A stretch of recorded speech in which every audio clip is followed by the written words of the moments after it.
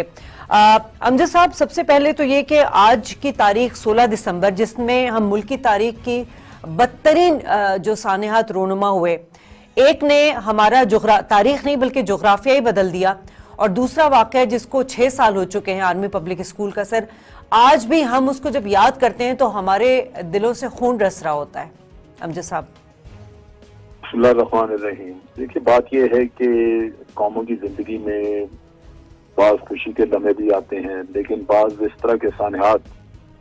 وہ کچھ ایسا زخم چھوڑ جاتے ہیں جو بھرتے نہیں کبھی، اور جب بھی کبھی ان کے بارے میں سوچا جاتا ہے تو بالکل ان کے آنسو ہوتا ہے، اور مشکل یہ ہوتی ہے کہ آپ اس کی وضاحتیں دیتے رہتے ہیں لیکن تسلی نہیں ہوتی، اطمینان نہیں ہوتا۔ جیسے ابھی آدمی پبلک اسکول والا قصہ ہے، تو آپ دیکھیے کہ اس کا کیا مداوع ہے۔ ماں باپ بیچارے جنہوں نے صبح بچے بھیجے، شام کو راہ دیکھ رہے تھے، نہیں پہنچے،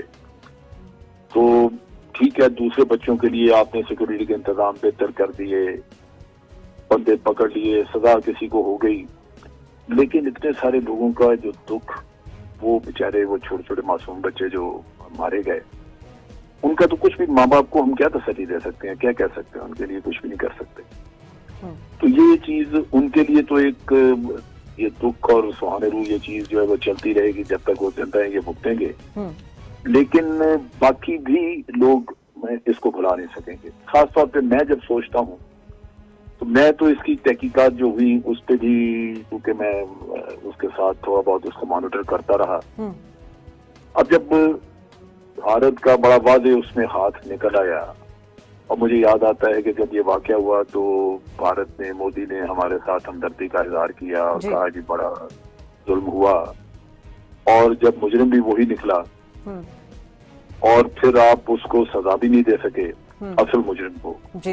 تو اس سے لازماً ایک فرسٹریشن ہوتی ہے، ایک تکلیف ہوتی ہے۔ ہم نے یہ آئیڈینٹیفائی کر کے لوگ سارے جو وہاں سے ٹیررزم کراتے رہے، ان میں یہ پی ایس والا بھی تھا، ان کا راؤ کا جو انڈیویجول وہاں افغانستان میں کام کر رہا تھا، تو یہ بھارت بھگا کے وہاں سے لے گئے۔ جب ان کا کور ٹوٹ گیا، پتہ لگ گیا کہ یہ وہ ہیں، تو ہم نے ریکویسٹ کی یونائیٹڈ نیشن کو کہ ان کو انٹرنیشنل ٹیررسٹ ڈکلیئر کر دیا جائے، لیکن آپ دیکھ لیجئے کہ منافقت ہے انٹرنیشنل سیاست میں کہ امریکہ نے اس کو ویٹو کر دیا، نہیں ہونے دیا۔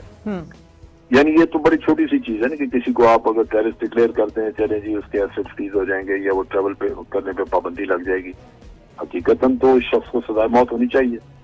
تو وہ تو دور کی بات وہ نہیں، لیکن ہمارے ساتھ جن لوگوں نے زبانی اس وقت ہمدردیوں کے اظہار کیے، اس میں امریکہ بھی شامل تھا، آج جب اسی واقعے کے مجرم کو سامنے رکھ رہے ہیں تو وہ اس کو ٹیررسٹ ڈکلیئر کرنے کے لیے بھی تیار نہیں۔ تو اس طرح کی فرسٹریشنز بھی ہیں، ساتھ ساتھ سانے اپنی جگہ پہ وہ نہیں بھولے گا، اپنے بچے دیکھو تو دوسروں کے بچے یاد آ جاتے ہیں کہ ان کے ساتھ کیا بیتی۔ اگر یہ اگر انصاف کی بات کریں تو انصاف بھی پوری طرح سے دلا سکیں ہم لوگ، تو یہ دکھ کی بات تو ہے، لیکن بصورت قومیں اسی طرح اٹھتی ہیں، مضبوط ہوتی ہیں اپنے۔ اس کا ایک ایڈوانٹیج یہ ہوا کہ اس کے بعد پاکستان بھر میں تمام اسکولوں کی سیکورٹی بہتر کی گئی، پرائیویٹ اسکولوں کو بھی آپ دیکھیں تو وہاں بھی فینسنگ لگائی انہوں نے، دیواریں اونچی کی کہ کوئی اندر نہ آ سکے۔ یہ ایک اس کا ایک نتیجہ ضرور نکلا کہ باقی بچوں کے لیے کچھ حفاظتی انتظام بہتر ہوئے، باقی تو حفاظت اللہ کی ہے۔